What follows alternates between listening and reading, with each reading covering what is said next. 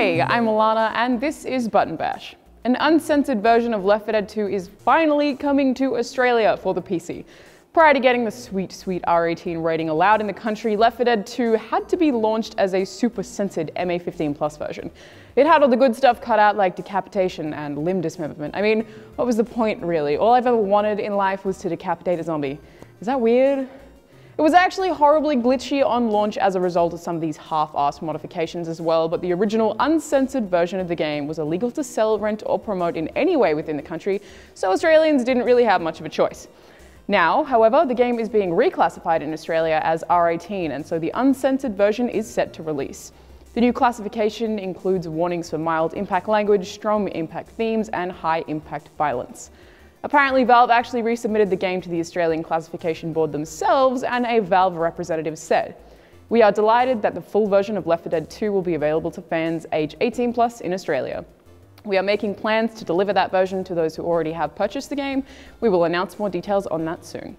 So I should mention that no one has explicitly said that the re-release will be completely free of censorship, but the use of the phrase full version there is pretty close to confirmation. It's also just cool to hear that there's some kind of plan in place for people who already bought the game, maybe a free upgrade, because I happen to be one of those people and I also happen to like free upgrades, so I'm sensing a connection here.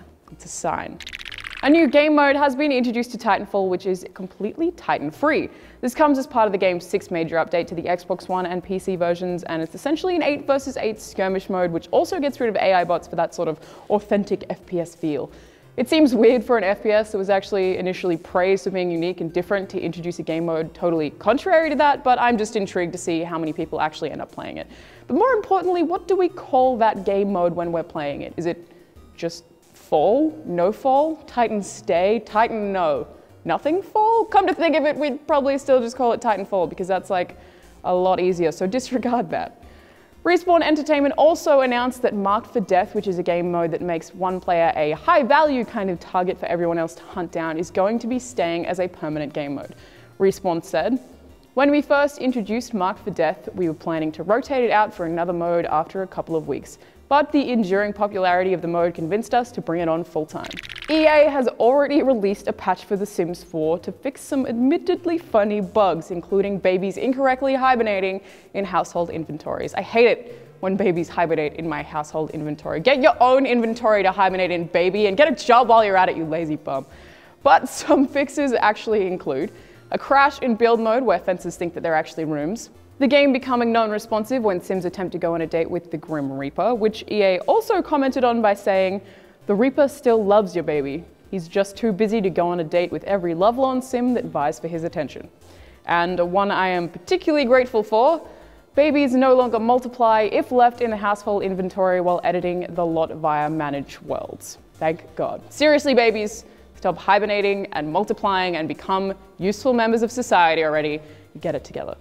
Persona 5 is officially in development for the PlayStation 4 and PlayStation 3. The Persona series originally became popular in the 90s, with other games in the franchise previously released on the PS1, PS2, PS3, and on handhelds.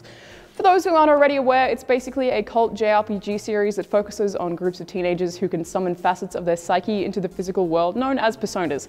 It's creepy, but also really badass, which I guess kind of go hand in hand. Persona 5 is going to be releasing in 2015, though it was initially intended to be a 2014 PS3 only title. It seems like the delay here might be so that the game can be successfully brought to the PlayStation 4 as well, and there's currently no word on whether Persona 5 will be coming to the Xbox 360 and Xbox One or not, but I highly doubt it. I'm Alana, and thanks for watching Button Bash.